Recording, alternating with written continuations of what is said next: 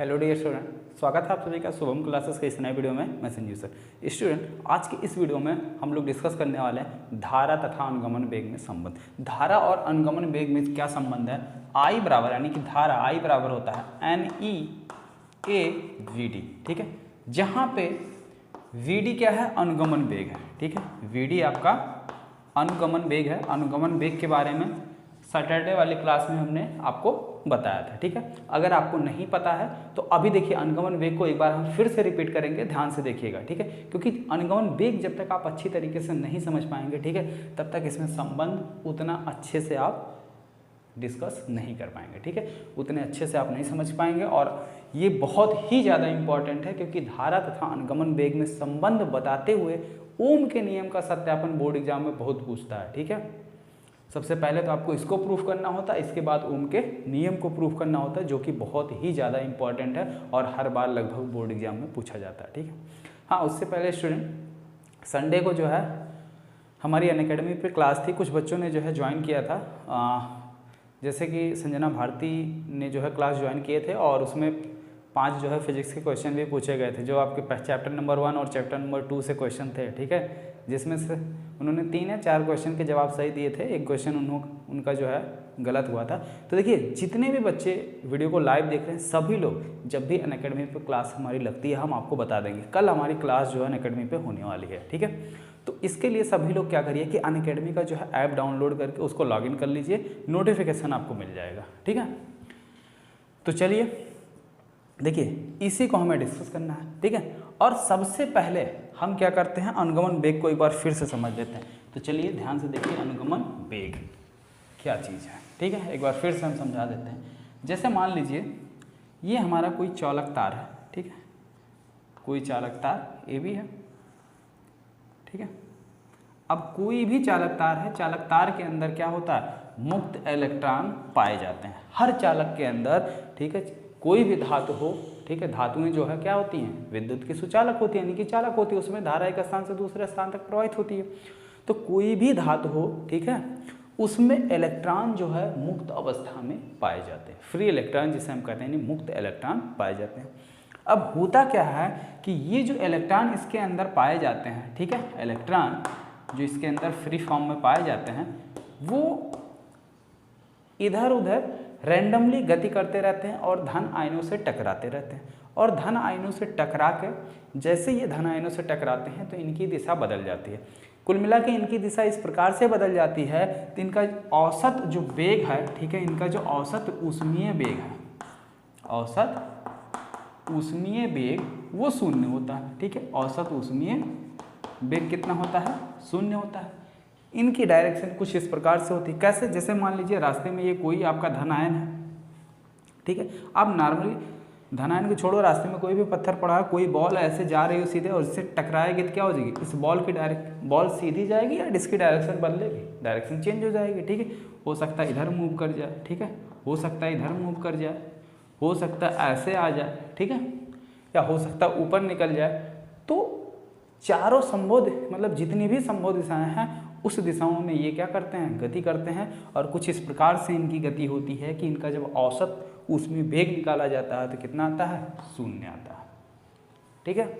इसीलिए इनमें तब तक करंट नहीं फ्लो होता, क्योंकि अगर औसत ऊष्मीय वेग 0 नहीं होगा, औसत ऊष्मीय वेग कुछ ना कुछ होगा, तो इसमें बिना किसी बैटरी से जोड़े ही इसमें करंट मिलेगा। करंट मिलता कैसे है? इलेक्ट्रॉनों के चलने से। और इलेक्ट्रॉनों के भी, इलेक्ट्रॉन ही क्या? आवेश है, आवेशों के चलने से धारा प्रवाहित होती है, ठीक है। बात समझ में आई? तो इनका औसत ऊष्मीय वेग 0 होने का कारण, अगर 0 नहीं होगा तो ऐसे नॉर्मली इससे करंट हमको मिलता रहेगा, ठीक है, और जो कि पॉसिबल है नहीं, ठीक। अब आगे देखो, समझो। अब होता क्या है, जब हम इसके सिरे पर बैटरी लगा देते हैं, ठीक है, इसके सिरे पर क्या करते हैं? बैटरी के द्वारा इसको कनेक्ट करते हैं, तो क्या होता है? ध्यान से समझो, बहुत इंपॉर्टेंट है। ये मान लो हमने एक बैटरी लगाया, ठीक है, इस बैटरी का विभवांतर कितना है? V। तो जब बैटरी का विभवांतर V है तो इसके सिरों का भी विभवांतर V हो जाएगा, ठीक है। मान लेते हैं इस चालक तार की लंबाई कितनी है? L है। तो जब इसके सिरों के बीच हम विभवांतर अप्लाई करते हैं, तो विभवांतर अप्लाई होने की वजह से यहाँ पर ठीक है, इसके अंदर एक वैद्युत क्षेत्र जो है उत्पन्न होता है और उस वैद्युत क्षेत्र की दिशा जो है किधर होती है, इस डायरेक्शन में होती है, ठीक है, प्लस से माइनस की ओर, ठीक है। और इलेक्ट्रॉन जो है वैद्युत क्षेत्र के विपरीत दिशा में गति करते हैं। इलेक्ट्रॉन जो है किस डायरेक्शन में मूव करने लगते हैं बैटरी लगाने के बाद, वैद्युत क्षेत्र के विपरीत दिशा में, ठीक है, इस डायरेक्शन में इलेक्ट्रॉन मूव करने लगते हैं। तो अब वैद्युत क्षेत्र के विपरीत दिशा में, ठीक है, जब इलेक्ट्रॉन हमारे गति करते हैं तो वैद्युत क्षेत्र की विपरीत दिशा में गति करने के कारण, ठीक है, एक तो वैद्युत क्षेत्र के विपरीत गति कर रहे हैं, दूसरी बात इसमें जो है आपके क्या धनायन भी हैं, तो धन आयनों से टकराकर ये बैटरी के द्वारा जो ऊर्जा इनको मिल रही है, ऊर्जा का अधिकांश भाग ये खो देते हैं, ऊर्जा का अधिकांश भाग ये क्या करते हैं, खो देते हैं। दोस्तों अगर आप 2022 के बोर्ड एग्जाम में पेपर दोगे तो आप सभी के लिए गुड न्यूज़ है। जैसा अभी आपके स्कूल कोचिंग बंद चल रहे हैं तो आप घर से ही पढ़ाई कर रहे हैं, और जितने स्टूडेंट घर से पढ़ाई नहीं शुरू किए हैं शुरू कर दें। देखो अभी स्कूल कोचिंग बंद है तो आप घर से पढ़ाई कर रहे हो तो आपको ये नहीं पता चल रहा है कि आपकी प्रिपरेशन कैसी चल रही है। ये कैसे पता चलेगा, जब आप टेस्ट में पार्टिसिपेट करोगे। और आपको इसी टेस्ट को फ्री में लेकर आए हैं अनअकैडमी, जो आपके लिए एक स्पेशल टेस्ट सीरीज लेकर आए हैं बैक टू स्कूल, जिसमें आप अपने सभी सब्जेक्ट का टेस्ट में भाग देकर ये चेक कर सकते हो कि आपकी प्रिपरेशन कैसी चल रही है। अगर आप क्लास 10 के स्टूडेंट हो तो ये टेस्ट आपका 20 नंबर का होगा, जो 45 मिनट आपको टाइम दिया जाएगा और टोटल 20 क्वेश्चन आपसे पूछे जाएंगे। और ये टेस्ट आप मंडे, वेडनेसडे, फ्राइडे शाम 6 बजे दे सकते हो। अगर क्लास 12 के स्टूडेंट हो तो आपसे 30 क्वेश्चन पूछे जाएंगे, 30 नंबर आपको दिया जाएगा और टोटल आपको 60 मिनट दिया जाएगा। और क्लास 12 के स्टूडेंट कभी भी टेस्ट में पार्टिसिपेट कर सकते हैं। तो जितने भी स्टूडेंट देख रहे हैं, डिस्क्रिप्शन में आपको सभी क्लासेस का लिंक मिल जाएगा, उस पर क्लिक करके आप जाओगे तो वहाँ पर आपसे एक कोड मांगेगा, उसमें आप शुभम UP10 जैसे ही कोड को यूज़ करोगे आप बिल्कुल फ्री में टेस्ट में भाग दे सकते हो। तो जितने भी स्टूडेंट देख रहे हैं जल्द से जल्द जाकर टेस्ट में भाग लें, ताकि आपको पता चले कि आपकी तैयारी कैसी चल रही है। जिसकी वजह से ये इलेक्ट्रॉन ज़्यादा एक्सेलरेट नहीं हो पाते हैं, ठीक है, यानी इनमें वेग जो है ज़्यादा नहीं आ पाता है। इनके अंदर इस बैटरी के द्वारा हम क्या करते हैं, इलेक्ट्रॉनों को हल्का सा त्वरित कर पाते हैं और उन्हें हल्का सा एक नियत और एक निश्चित दिशा में वेग दे पाते हैं, जिसे क्या कहते हैं, अनुगमन वेग या ड्रिफ्ट वेलोसिटी या अपवाह वेग कहते हैं। इसका मान लगभग जो है, इसका मान लगभग 10⁻⁻5 मीटर पर सेकंड के आसपास है, ठीक है, 10⁻⁻5 मीटर पर सेकंड के आसपास होता है, ठीक है। तो अनुगमन वेग समझ में आया। हाँ, एक चीज़ और मैं आपको बता दूं, यहाँ पे जब इलेक्ट्रॉन आपस में टकराते हैं तो दो कर्मागत यानी पास पास स्थित दो कर्मागत इलेक्ट्रॉनों के बीच टकराने में जो समय लगता है उस समय को कहते हैं श्रांतिकाल। श्रांतिकाल कहीं वर्ड अगर इस्तेमाल हो जाए या आ जाए तो ये मत सोचना कि नया नया वर्ड है, ठीक है, श्रांतिकाल। और इसको बोलते हैं टाउ, इसको डिनोट करते हैं टाउ। अगर यहीं हम पहले दूसरे चैप्टर की बात करें तो पहले दूसरे चैप्टर में ये क्या था मेरा भाई, बलयुग माघूर्ण था, लेकिन यहाँ पे क्या श्रांतिकाल है यानी टाउ है, ठीक है। तो इसको याद रखिएगा, यहाँ पे ये क्या है, श्रांतिकाल टाउ, ठीक है, ये समझ गए। चलिए अब बात करते हैं, हेडिंग डालिए, विद्युत धारा I तथा अनुगमन वेग में संबंध। इसको हम मिटाते हैं और उसको प्रूफ करते हैं, ठीक है। तो हेडिंग हो गया धारा तथा अनुगमन वेग में संबंध। अब ध्यान से समझो, ठीक है। चालक तार मान लेते हैं कोई, ठीक है, माना AB कोई चालक तार है जिसके, यार इसको PQ कर देते हैं, ठीक है। क्यों PQ कर रहे हैं, कारण है क्योंकि इसके एक क्रॉस सेक्शन है, इसके परिच्छेद का क्षेत्रफल अगर हम A मान लें और इसका नाम भी AB दे दें तो कन्फ्यूजन हो जाएगा कि ये वाला A है कि ये वाला A है, ठीक है। और इसके अनुप्रस्थ काट का क्षेत्रफल कितना मान लेते हैं, A मान लेते हैं, ठीक है। तो माना कोई चालक तार PQ जिसकी लंबाई L है तथा उसके अनुप्रस्थ काट के परिच्छेद का क्षेत्रफल A है, ठीक। इसको एक बैटरी V के द्वारा क्या किया गया है, जोड़ दिया गया है। तो जब बैटरी V के द्वारा इसको जोड़ दिया जाता है तो चालक तार PQ के सिरों के बीच एक विभवांतर स्थापित होता है, ठीक है। और वो विभवांतर कितना स्थापित होता है, V। विभवांतर V स्थापित होने के कारण इस चालक तार के प्रति एकांक, ठीक है, प्रति एकांक क्षेत्रफल पर क्या होता है, एक वैद्युत या वैद्युत क्षेत्र जनरेट होता है। और वैद्युत क्षेत्र होता कितना है जनरेट, तो वैद्युत क्षेत्र E इक्वल टू V/L, इतना वैद्युत क्षेत्र जनरेट होता है। ठीक है, ये हो गया समीकरण नंबर 1। ठीक है, उससे पहले आपको क्या लिखना होगा, कुछ 2 लाइन लिखनी होगी जो अभी अभी हमने डिस्कस किया। क्या लिखेंगे आप, सबसे पहले लिखेंगे माना कोई चालक तार, माना कोई चालक तार PQ जिसकी लंबाई L है तथा उसके परिच्छेद का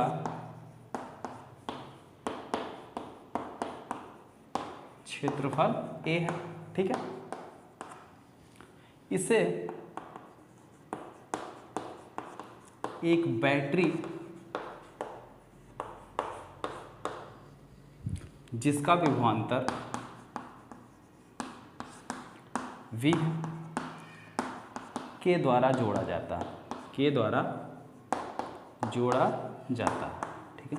देखिए लिख इसलिए दिए क्योंकि बहुत बच्चे कमेंट करते हैं कि सर लैंग्वेज भी राइट कर दिया करें जिससे हम लोग आसानी से नोट्स बना सके। ठीक है, तो देखिए आप जिस तरीके से कहेंगे बिल्कुल मैं उसी तरीके से पढ़ाऊंगा। मेरा यहाँ पे काम है कि आपको समझ में आना, जैसे भी आपको समझ में आए वो आप बताइए, मैं उसी तरीके से आपको पढ़ाऊंगा। ठीक है, किसी भी तरीके से आपको दिक्कत ना आए, यही मेरा काम है। ठीक है, आपको अगर समझ में आ रहा तो समझ लो यहाँ मेरे पढ़ाने का मतलब है कुछ। ठीक है, यानी जो यहाँ पे मैंने मेहनत किया वो मेरी मेहनत सफल है। अगर आपको नहीं समझ में आया तो फिर जो है मेरी मेहनत किसी काम की नहीं। ठीक है, तो इसलिए जैसे भी आपको समझ में आए आप ज़रूर कमेंट बॉक्स में कमेंट करके बताया करिए कि सर ऐसे नहीं ऐसे पढ़ाइए, ऐसे हमें ज़्यादा समझ में आता है, तो आपको उसी तरीके से पढ़ाएंगे। ठीक है, तो यहाँ तक क्लियर हुआ।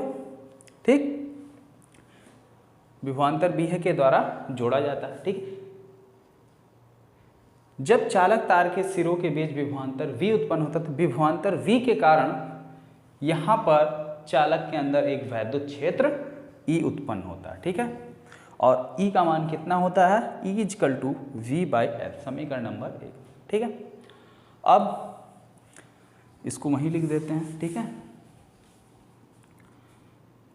जोड़ा जाता है तो चालक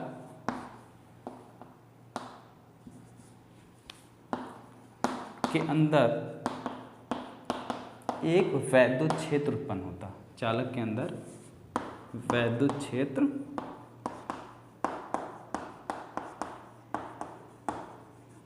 उत्पन्न होता है। ठीक है, कितना होता है, जिसका मान E इक्वल टू V/L, समीकरण नंबर 1। ठीक है, ये हो गया। मान लेते हैं कि t समय में इस चालक तार के अनुप्रस्थ परिच्छेद A से गुजरने वाले आवेशों की संख्या कितनी है, Q है। यदि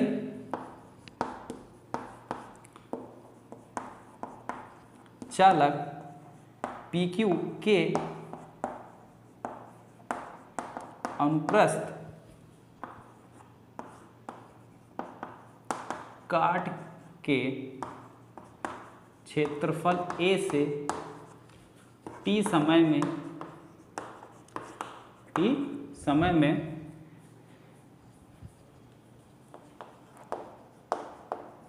गुजरने वाला कुल आवेश Q हो, तब क्या हो जाएगा, तब वैद्युत धारा I बराबर Q/T, ये कक्षा 10 का इक्वेशन है, क्लास 10th का समीकरण है। विद्युत धारा, आवेश प्रवाह की दर को विद्युत धारा कहते हैं, वही चीज़ यहाँ पे लिखा हुआ है। ठीक है, यदि t समय में Q कूलाम आवेश प्रवाहित होते हैं तो 1 सेकंड में कितने आवेश प्रवाहित होंगे, t से भाग कर दिया गया, और प्रति सेकंड प्रवाहित होने वाले आवेश को ही हम क्या कहते हैं, विद्युत धारा कहते हैं। ठीक है, ये विद्युत धारा की डेफिनेशन है, स्टार्टिंग में भी मैंने आपको बताया था। ठीक है, जब मैंने पहली क्लास जो है स्टार्ट की थी विद्युत धारा की, वहाँ पे मैंने इसको बताया था। ठीक है, तो यहाँ तक बात समझ में आ गई। चलिए अब ध्यान से देखिए, टी समय में कितने आवेश प्रवाहित हो रहे हैं, क्यों। अब हम मान लेते हैं, माना इसके एकांक आयतन में उपस्थित इलेक्ट्रॉनों की संख्या कैपिटल एन है, ठीक है। एकांक समय में क्या है, कितने इलेक्ट्रॉन इसके अंदर उपस्थित हैं, एन इलेक्ट्रॉन उपस्थित है, ठीक है। और इलेक्ट्रॉनों का, ठीक है, इलेक्ट्रॉनों का अनुगमन वेग वीडी है। माना अनुगमन वेग समझ में आ गया कितना है भाई, बैटरी हमने लगाया है, ठीक है। बैटरी लगाने के बाद इलेक्ट्रॉन का अनुगमन वेग होगा, कितना होगा, वीडी है, ठीक है।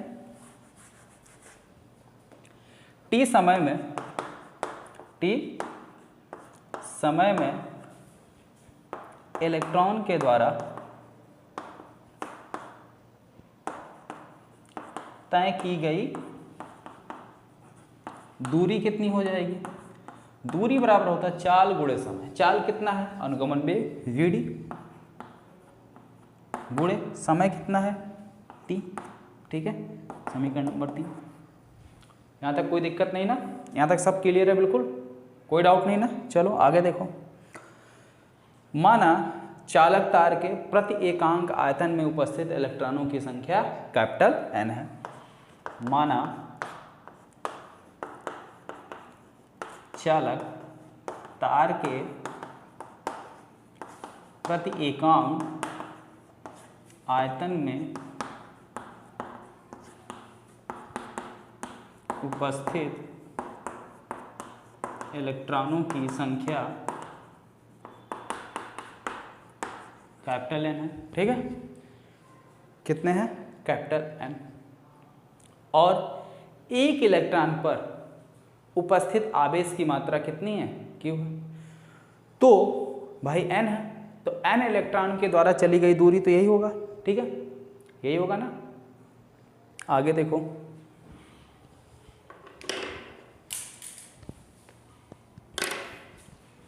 मिटा दें ऊपर,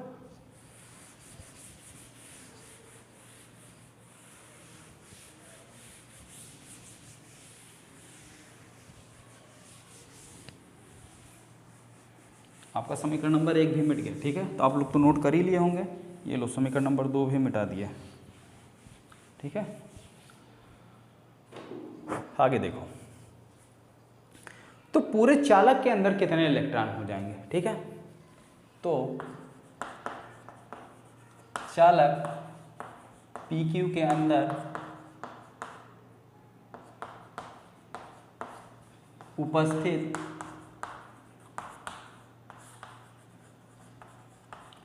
कुल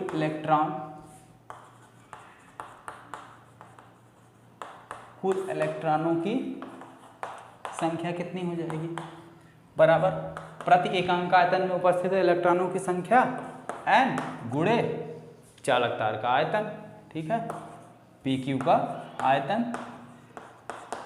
भाई चालक तार लिखते थोड़ा बड़ा होता, शॉर्ट फॉर्म कर दिया हमने, PQ का आयतन।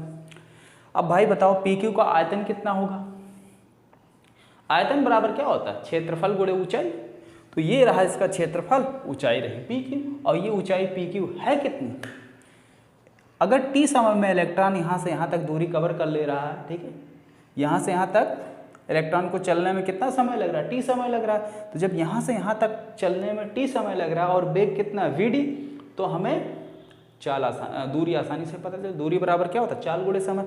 चाल रही BD, समय रहा T, तो VD इंटू T, यानी दूरी PQ बराबर कितना हो गया, VD इंटू T, ये हो गई दूरी, ठीक है। यानी कि PQ ये लंबाई पता चल गई हमें।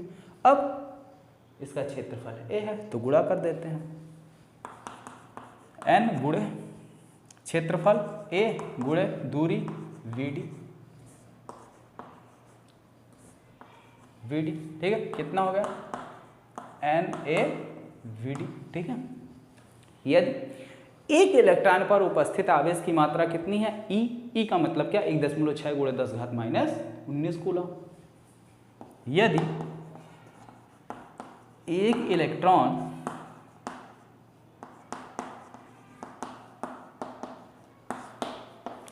पर उपस्थित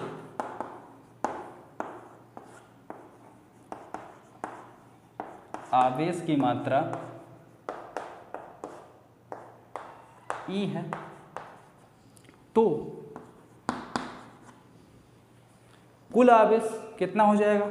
कुल इलेक्ट्रॉनों की संख्या इतनी है, एक सेकंड यहाँ इंटू टी भी तो है, देखिए VD इंटू टी मैं भूल गया था और आप लोग याद भी नहीं दिलाए, ठीक है, E है। तो कुल आवेश की मात्रा बराबर कुल इलेक्ट्रॉनों की संख्या गुणे एक इलेक्ट्रॉन का आवेश। कुल इलेक्ट्रॉनों की संख्या कितनी है? Na VD इंटू टी, ठीक है, या टी, और गुणे एक इलेक्ट्रॉन पर आवेश कितना है? E। तो यानी कि कुल आवेश की मात्रा Q बराबर कितना हो गया? Q बराबर आ गया हमारा Na VD into T into E, ठीक है। तो इसको थोड़ा सीक्वेंसली अरेंज कर लेते हैं, NeA VD इंटू टी, ठीक है, ये हो गया। इसको आप कोई समीकरण बना लो, 3 तक बना, इसको बना लो 4, ठीक है। अब समीकरण 4 से Q का मान समीकरण 1 में रखने पर, और समीकरण 1 था क्या हमारा? I बराबर Q/T, यही था ना, यही था आपका समीकरण नंबर 1, ठीक है। तो समीकरण 1 और 4 से, समीकरण 1 व 4 से क्या हो जाएगा? 1 और 4 से I बराबर Q की जगह अब हम रखेंगे NeAVD इंटू टी और बटे टी, तो टी से टी कैंसिल हो गया, आया कितना? I बराबर NeAVD, ठीक है, NeAVD। अब बताओ, यहाँ तक बिल्कुल स्पष्ट समझ में आ गया? कोई दिक्कत नहीं ना? चलो, अगर यहाँ तक समझ में आ गया तो स्क्रीनशॉट ले लो या नोट कर लो, और जल्दी से फिर आगे देखो। इसमें कुछ और भी टर्म है जिसे याद रखना काफ़ी ज़्यादा इम्पॉर्टेंट है, क्योंकि अब जो है थोड़ा सा इसमें स्मार्ट वर्क करने की ज़रूरत है, ठीक है, क्योंकि क्वेश्चन जो है अब डायरेक्ट इस पर नहीं आता, थोड़ा सा घुमा देता, और कितना घुमाएगा उसको अब देखो, ठीक है। चलो यहाँ लिख देते हैं। अब बताओ, देखो n क्या है? नंबर ऑफ इलेक्ट्रॉन इस चालक के अंदर, तो ये कांस्टेंट है, n का मान बदलेगा नहीं। दूसरी बात, E एक इलेक्ट्रॉन पर आवेश है, तो एक इलेक्ट्रॉन पर आवेश का मान बदलने वाला नहीं है, 1.6 × 10⁻⁻19 से 20 होने वाला है नहीं, ठीक है, जो है वही रहेगा। A इसके क्रॉस सेक्शन का क्षेत्रफल है, ठीक है, इसके क्रॉस सेक्शन का क्षेत्रफल है। बचा क्या? BD। VD क्या है? इलेक्ट्रॉनों का अनुगमन वेग है, ठीक है, जो कम भी हो सकता है, ज़्यादा भी हो सकता है। कैसे कम होगा, कैसे ज़्यादा होगा? अगर बैटरी का विभवांतर कम है तो VD का मान कम होगा, विभवांतर ज़्यादा है तो VD का मान ज़्यादा होगा, ठीक है। तो यानी कि ये इतनी चीज़ें क्या हो गई? कांस्टेंट हो गई। वेरिएबल कौन बचा? केवल VD। तो I किस पर डिपेंड है? VD पे। I डिपेंड होगा किस पे? VD पे। I प्रोपोर्शनल VD, ठीक है, I प्रोपोर्शनल VD। कहने का मतलब, अगर इलेक्ट्रॉनों का अनुगमन वेग ज़्यादा होगा तो हमें ज़्यादा करंट मिलेगा, अनुगमन वेग का मान कम होगा तो कम करंट मिलेगा, ठीक है। अब यहीं पे क्वेश्चन यहाँ पे डायरेक्टली उठा सकता है कि यदि किसी चालक तार के अंदर इलेक्ट्रॉनों का अनुगमन वेग उसके प्रारंभिक अनुगमन वेग से दोगुना कर दिया जाए तो चालक तार में बहने वाली धारा कितनी होगी? अब आप पूरा इस पे रख के सॉल्व करने जाओगे। अब आपको पूरा दे दिया, जहाँ पे चालक तार के अंदर उपस्थित इलेक्ट्रॉनों की संख्या 100 है, एक इलेक्ट्रॉन पर आवेश की मात्रा 1.6 × 10⁻⁻19 कूलाम है, और उसके क्रॉस सेक्शन एरिया का क्षेत्रफल जो है कितना है? मान लो 2 मीटर या 2 मिलीमीटर स्क्वायर है, और अनुगमन वेग VD का मान दे दिया 2.5 × 10⁻³ मीटर पर सेकंड, ठीक है। अब ये सारी वैल्यू आपको दे दी, सारी की सारी वैल्यू आपको क्या की? दे दी। अब आप क्या करेंगे? पहले इसको रखेंगे, फिर अनुगमन वेग का मान 2 गुना करेंगे, ठीक है, फिर सॉल्व करेंगे। और अगर यही आपको डायरेक्टली पता है, ठीक है, ऑप्शन में अगर दिया है एक चौथाई हो जाएगा, 2 गुना हो जाएगा, 4 गुना हो जाएगा, इनमें से कोई नहीं, अब आप सॉल्व करके ऑप्शन टिक करेंगे या यहाँ से डायरेक्टली आई प्रोपोर्शनल वीडी का मान 2 गुना किए तो सीधे सीधे धारा 2 गुनी हो गई, सीधे टिक किए, ठीक है। तो इसी तरीके से इस पे आप जब भी कोई फार्मूला डिराइव किया जाए तो आप उसमें क्या करो, वेरिएबल को देखा करो, यानी वेरिएबल कौन है, ठीक है, कि ये जो हमारी वैल्यू निकल के आई, ये आई वेरिएबल पर डिपेंड होता है और किस तरीके से डिपेंड है वो चीज़ हमें देखना है। ये डायरेक्टली प्रोपोर्शनल है, यानी अगर ये बढ़ेगा तो ये बढ़ेगा, अगर यह इन्वर्सली हो जाता 1/, में हो जाता, तो अगर ये बढ़ता तो वो घट जाता, ये घटता तो वो बढ़ता, ठीक है। इन्वर्सली और डायरेक्टली में यही फ़र्क है, मतलब इन्वर्सली का मतलब होता है व्युत्क्रमानुपाती और डायरेक्टली का मतलब है अनुक्रमानुपाती, ठीक है। ये बात समझ में आ गई। चलिए अब यहीं एक और टर्म समझते हैं, धारा घनत्व क्या है। धारा घनत्व क्या है, तो जब भी हम जैसे मान लो आवेश घनत्व की अगर हम बात करते हैं, ठीक है, कोई चालक या कोई भी हमारा एक समतल प्लेट है, तो अगर उसके आवेश घनत्व की बात हम करें तो क्या फार्मूला बनता है, उसके प्रति एकांक क्षेत्रफल में उपस्थित आवेशों की संख्या। तो उसी तरीके से यहाँ पे जब धारा घनत्व की बात हो रही है, क्षेत्रफल है ये यहाँ पे, तो प्रति एकांक क्षेत्रफल से धारा कहाँ से होके पास कर रहे हैं, इलेक्ट्रॉन कहाँ से पास कर रहे हैं, इसके क्षेत्रफल से ही पास कर रहे हैं, अनुप्रस्थ काट के प्रच्छेद के क्षेत्रफल से पास कर रहे हैं। तो जितने अधिक से अधिक इलेक्ट्रॉन पास करेंगे उतना ही इसकी धारा होगी, ठीक है। और धारा एक तरीके से किस पर भी डिपेंड है, इसके क्षेत्रफल पर भी डिपेंड है। इसका क्षेत्रफल अगर बढ़ा दिया जाए तो क्या हो जाएगा, धारा भी बढ़ जाएगी। तो धारा घनत्व J बराबर क्या हो जाएगा, प्रति एकांक क्षेत्रफल से गुजरने वाली धारा। तो धारा घनत्व का फार्मूला हो जाएगा, धारा घनत्व बराबर होता है I/A, I/A। और धारा घनत्व J को लिखते किससे हैं, धारा घनत्व को लिखते ही J से हैं, ठीक है, J = I/A, ये फार्मूला हो गया। अब I का मान, और अगर आपसे धारा घनत्व तथा अनुगमन वेग में संबंध पूछ ले तब आप क्या करेंगे, I बराबर क्या निकाला हमने, NEABD, यही मान उठा के रख दो।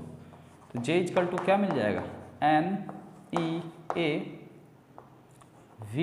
और बटे A, तो A से कैंसिल हो गया।